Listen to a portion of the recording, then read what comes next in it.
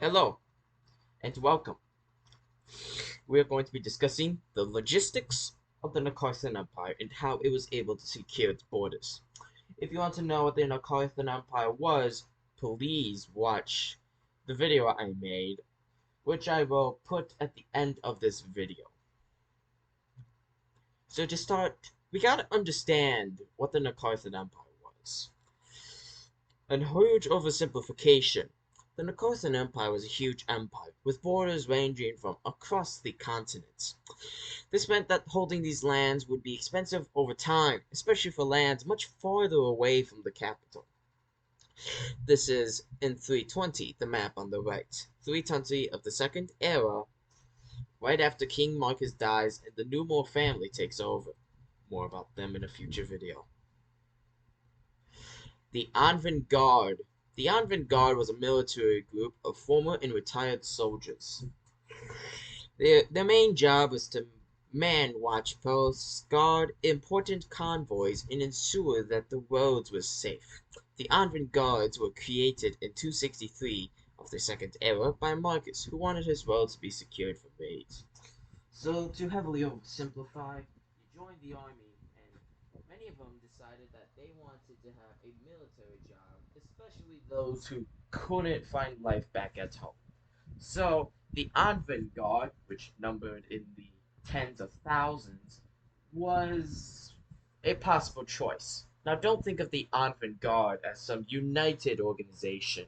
It's a loose name for the many guards who wandered across the roads and secured watchposts and made sure that the borders were safe from foreign invaders or raids and that stuff. So, who would pay for these guards? Unlike what people would think, payment of not only the Anvin guards but also much local defenses were given to local administrators and rulers who ruled land in the outskirts of the empire. They would be tasked with securing the border and ensuring the safety of the area they were in. This gave several benefits to the empire, such as the emperor didn't have to worry and spend his own money on the defense of the roads and borders of the empire. Since there were many people who could do it for him, he could simply not worry about it, which was a good thing for him. The position of many of these local rulers was very controlled by the emperor. You see, the emperor could choose who he wanted to rule in this administrative area. Now, don't think it was only the emperor, as some of his allies would also choose, because one guy cannot do everything. However, many of these local positions were controlled by the emperor and the centralized government of the Nakarthan Empire. However, there were some notable downsides to the government, such as corruption was rampant and many administrators were very far from centralized rule. Let's go back to the map. So, we're discussing the early logistics of the Nakarthan Empire. And as you can tell by this map, the empire is very, very large. It only expands from here to include the eastern timberlands where the mouse is at, further lands in Marthia, and then under the reign of Marcellian, even Goldland and Shurika. Shureka. Not exactly sure what I want to call it yet. So let's go back. So, so and then there's also that some local administrators and rulers weren't able to fund the defense of the land, as administrators and rulers were taxed heavily. So you see, even though they appointed their positions and sent them far away and expected them to, administrate their lands, many of these rulers were heavily taxed, which led to many problems.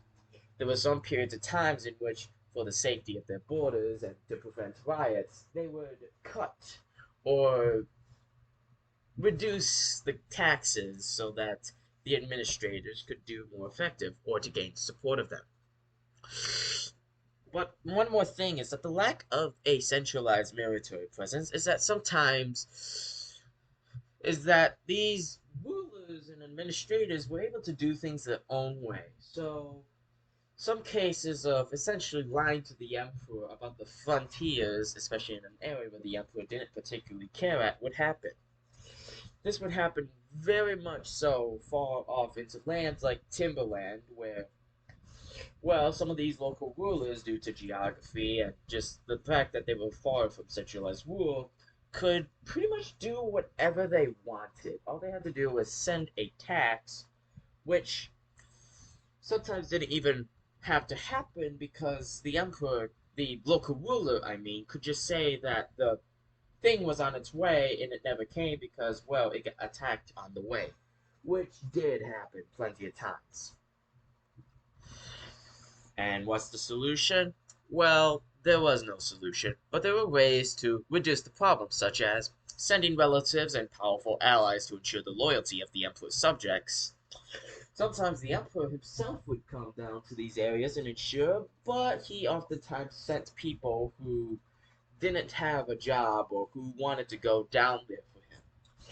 Now, this generally worked because many of these people would be loyal subjects of the emperor, though there are some exceptions. Building better roads to decrease logistic times. Yes, I'm going to say it a lot of times, but the Nakarthans were some of the best road builders. They built lots of roads to connect their empires.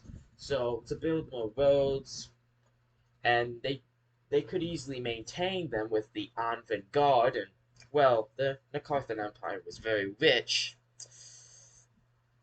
Simply put, building better roads helped out a lot due to the fact that roads lead to places and all that. And then, finally, some emperors would ensure the loyalty of subjects by making it more profitable to be a loyal subject rather than a disobedient or reluctant. Excuse me, rather than disobedient or reluctant. This particularly means that you would reward those who are loyal to you and not to you. And wait, what? Sorry about that. You reward those who are loyal to you, not to those who are not, and could delay or be reluctant. And so that's what some of them did. Oh, did all this work out? Sort of, but not really. The thing is that the empire was so big and contained a large, diverse set of lands, peoples, languages, etc., etc.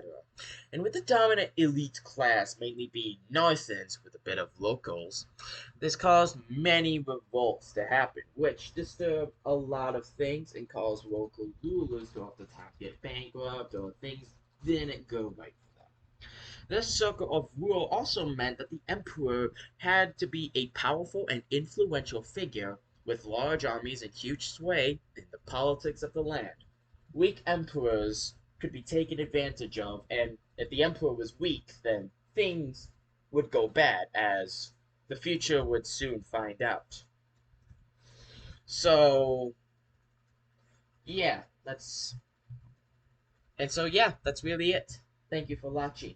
We have discussed today the logistics of the Nakarthan Empire, how things ran, and everything of that sort. I hope you all have a good day and night, and if you want to know more about the Nakarthan Empire, please check the video on the screen if it's there if I upload it. If not, just go on my YouTube channel and find it. You can comment, and I'd like you to comment to see your feedback and everything. Like, subscribe, I couldn't care less. I hope you all have a good day and night, and see you at another time.